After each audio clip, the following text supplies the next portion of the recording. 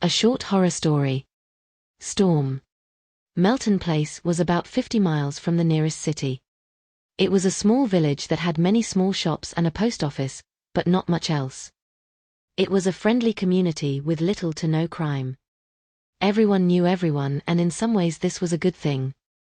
The skies were always clear and the sun always shone. People were content and went about their business in a positive manner most of the time. But when the storm clouds gathered overhead promising rain, this would frighten the residents very much, knowing something terrible was going to happen. Thankfully, it didn't rain that often, maybe once a year at the most, but when it did, the mood of the place would change dramatically.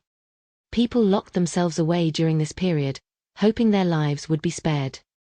Unfortunately, not everyone was so lucky. In the last 50 years, 279 people had been taken because of the storm. It's not the storm itself which people feared, but what hid in it. Over the years, some locals had witnessed a monstrous shadow lurking amongst the dark clouds as they swirled menacingly above, causing the village to fall into shadow for only a short duration while certain residents met their fate. Some moved from the area hoping to escape the curse only to die of natural causes days later. On the 23rd of November, while the villagers went about their daily lives, the horizon darkened as a storm approached. The old woman watched in horror, then proceeded as quick as she could back home. Inside the house she went into her bedroom, and in the top drawer of the cabinet was a crucifix, which she put round her neck for protection. "Please keep me from harm," she said, knowing the next few hours were uncertain. Suzanne was a bright girl with many friends. The school she attended was 10 miles away, so every morning and afternoon she'd have to catch a bus. She didn't mind, as it was nice to go somewhere different and meet similar-aged people from other areas. At 15, she had everything to look forward to. That morning while she sat on the bus, Suzanne was minding her own business when everyone around her ran to the front of the coach pointing at something with gasps of horror. She stayed where she was, not wanting to get involved. Then the driver, who was a man in his 50s, suddenly braked, causing the vehicle to stop abruptly. Suzanne flew forward in her seat. What the hell was going on? She joined the other children at the front, and that is when she saw it for herself. The thing which had taken her mother 3 years ago had returned since that fateful night. Suzanne remembered it so vividly as it awoke her. From outside, cries of horror were heard. It sounded like a woman. The girl of 12 got out of bed, then ran to the window which overlooked the front garden. The first thing she observed was the rain, then her parents. Her mother looked terrified as a shadow grabbed her. Her father tried to pull her back with no luck. She was then pulled upward into the storm. Moments later, her cries of despair were heard no longer. Her mother was gone. The demonic storm crept closer, ready to take another life. The sun had vanished behind it, causing the land below to be covered in darkness. The driver of the coach ran from the vehicle, shouting at the impending threat from above. "Take me, leave the children. They've done nothing wrong." The children pleaded with him to come back to the coach, where it was safe. Lightning flashed across the sky, then the dreaded rain came. Suzanne and the other children hid behind the seats, hoping this would save them.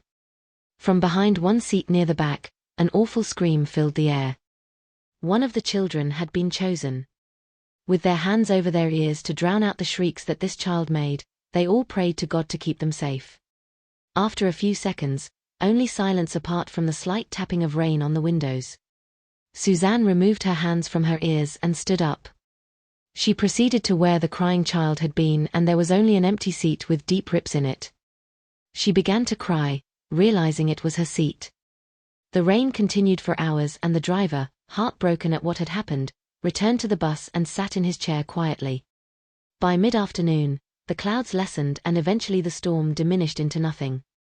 Blue skies above meant the nightmare had finally come to an end until next time. Once the driver knew it was safe, he drove the coach back to the village, relieved the children were safe apart from that one poor child. The child's name was Nathan, and he was only 9 years old. How could life be so cruel? By all accounts, 6 people had been taken by the storm, but there could be more. The family members and friends of the victims were deeply upset, knowing they were gone forever. Until today it hasn't rained for 1,100 days. Suzanne hastily got off the vehicle, then ran home because she was worried about her father. Once at the farm, she looked in every room in the spacious house and couldn't see him anywhere. A terrible feeling ran through her that she'd lost him, like her mother, 3 years ago. Suzanne ran back outside and shouted his name several times. There was no response. She fell to the hard ground, landing on her knees, which now bled. The tears then came. After the sun had gone down, Suzanne headed indoors. She had no fight left. Her father was gone forever and nothing would ever replace him. She was inconsolable. Early the next morning, she decided to search every field just in the hope that she might find him. After looking in 3 fields with no sign of him, she began to lose hope when Suzanne suddenly heard someone calling out for help. She headed quickly to where it was coming from and, like a miracle, found her beloved daddy had fallen into a deep ditch. He'd injured his leg badly.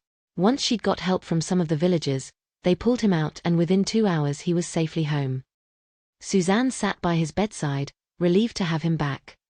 After he'd eaten the meal she'd prepared, he said how much he loved her.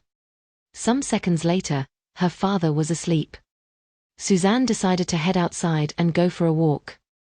The sky was blue, and the sun shone pleasantly. There was a forest nearby where she loved to visit. As a child her parents took her there and it was one of her favorite places. 15 minutes later and Suzanne stood at the opening to the forest, then entered.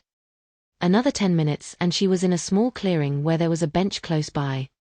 Sometimes she'd sit there to think about things, especially after her mum was taken by the storm. She spent a lot of her time there to work things out. It was her special place. Once sat down, Suzanne put her hands together and closed her eyes, then said a little prayer thanking God for keeping her father safe from harm. In the sky above, a dark storm cloud had formed. From it appeared a monstrous shadow while it watched her with interest. A moment later, the bench was empty. The end.